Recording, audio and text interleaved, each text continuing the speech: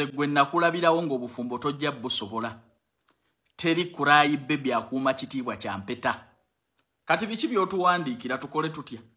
Ku ffenna bw'onnyonnyola obubi bw'omukyalo oyo kuliko eyamukutuma. Wano omukyala bwe yali akozesa omukolo gw'obuwumbi obusatu watwebuuzaako. Kanale, watwebuuzaako. Tuli bize tuli mu kalulu musajja waffe bamukuba tiyagaasi wano na wali. Owandiisa omubalu w'ottottola kiki ky'odduka? Lwaki weewozaako nga tebannakwakiyuzi ng'odduka ki? Odduka ki mumalira abaana b'abendi obudde? Teri kurayibbe byasobola bufumbo. Obufumbo si kusoma mawulire. Obufumbo si kusoma mawulire si kubeera TikTok. Mwemolera ku baana b'abendi temuwummuza mpale. Owandiisa omukoko gw'ebbaluwa epeegi tubikule eno tubikule. Obuuliraani eyakugamba nti wasooye yamukusiimira. Ku mikolo gyammwe tewaaliyo basenga tewaaliyo bataata.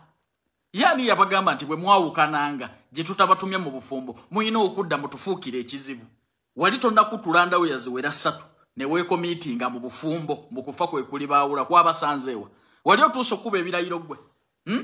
Omanyi kye bayita okukuuma ekirayiro. Okyalaba nkana eno n'eno bw'olikodinga bividiyo n'ono bw'ozina n'abawala bato bw'obeera tikitooka bw'okola bino. Lwaki tewatwebuuzaako ng'okwata biliyooni 3 oziteeka mu mukolo? Tetwaliwo. Lwaki tewawandiika ekibaluwa kye kimu?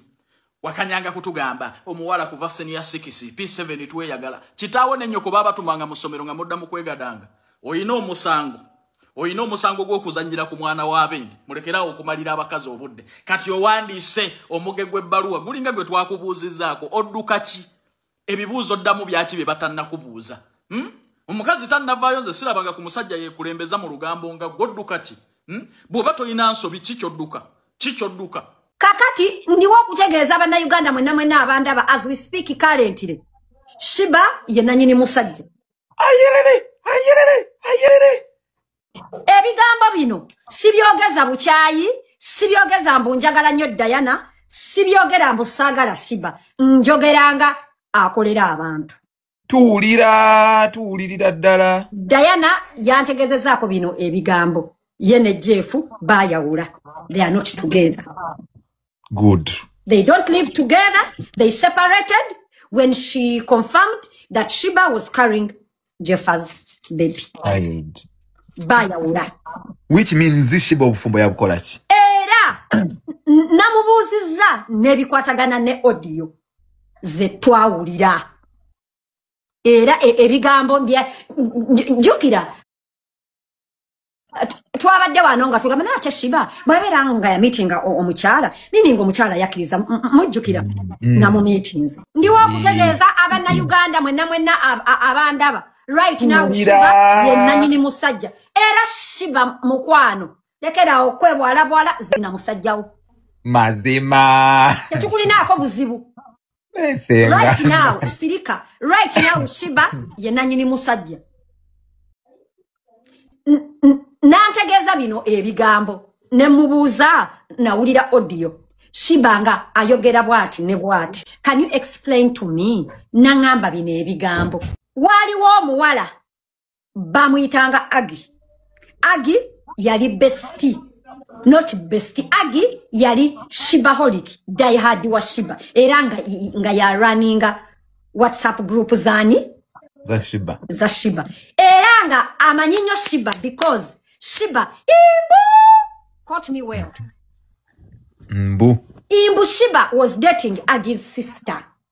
Otyo tuwulira batuuka Shiba ayawukana ne muganda wa Agi. Break up.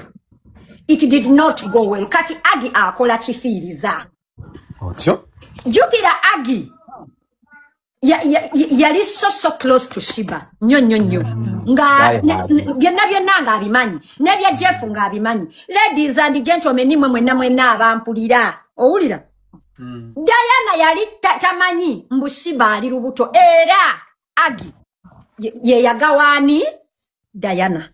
Amala ogamuwa. Diana, of course, like any woman, gets distraught, blah, blah, blah, blah. Mbuza agamba angamba bichi I got upset bichi. Na agamba that audio that you had apparently Shiba and Jaffa they were friends. That's why in that audio Shiba says I have known Jeff for quite some time. Era chigambi wambu omuko eyali empanga eyokconnectinga Jaffa ebitundu byenchama bya Jaffa Nani ne Shiba imbu banange you guys I quote imbu mbalete de what I heard from Diana omuko eyalya empanga eya connectinga ebitundu bya Jaffa ebyechama ne Shiba bamuyita owekitiibwa Kabaka King Saha Wandi kanti King is not Kabako Saha, King Saha. Owulira. Era, byatugamba Shiba just wanted a baby. It's not true. Shiba was deeply and exclusively involved in a sexual, not even a sexual, in a relationship with Jaffa. Imbu. Diana mubuza ate netulira audio bichi ate kati Shiba ate agamba najja e Kampala na kumitinga nangamba bine ebigambo nagamba olwokubanga bawe yaberanga nnyo n'abayimbi ya meetinga abayimbi abenjawulo era ya meetinga Shiba namukolako omukwano wandika inti Shiba befriended Diana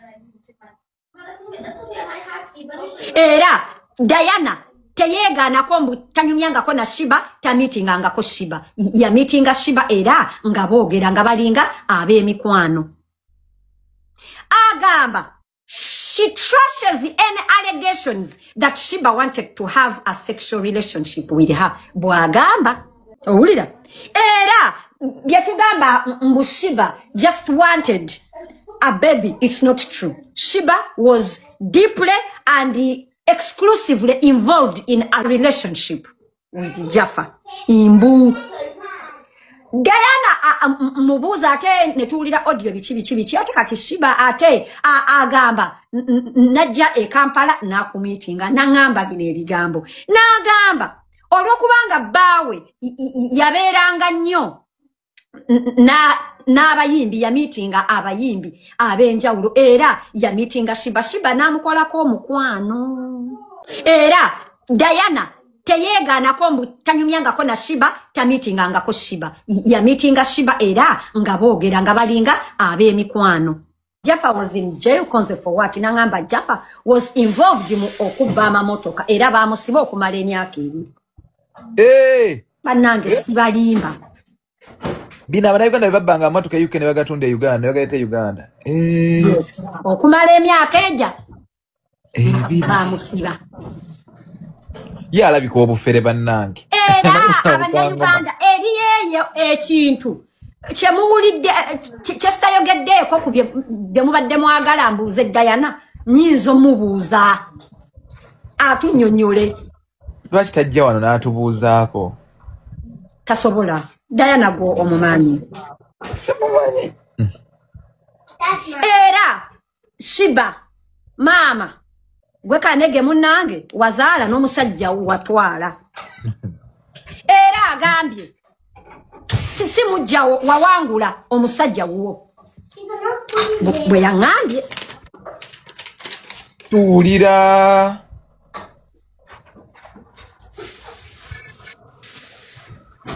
era nayongerezaako bino this made me emotional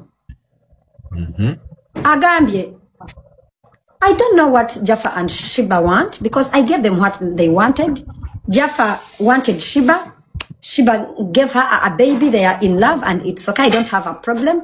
But the way they are trying to show the public, it's like their intention. They want to trigger my cancer to come back. I die and I leave my children for Shiba. That made me emotional. Nene teyekabya kati bamukola ki ekiri awo.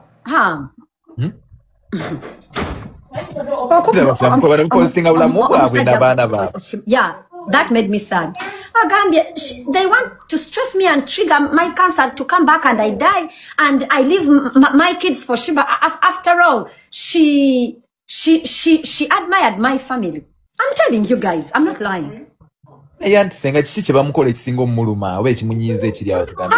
Omanyi kyekitegeeza serebu okubabawo mukazi wo. Okimanyi gwe? Senga naye nti kati bannange ebyo bya omusajja bamutwala kyaggwa. Sirika. Senga tuva kugugumbula wane nani omukazi mukakanale ali mukwekaabya nsonga zezimu. How can you be on this side is woman nga totuwadde na ngamba hamu. Get me well. Ham. This woman is still hurting. Ekisoka. This woman was duped. Ochitegera. This woman was scorned. This woman was conned. This woman was fooled. As in, she's still healing.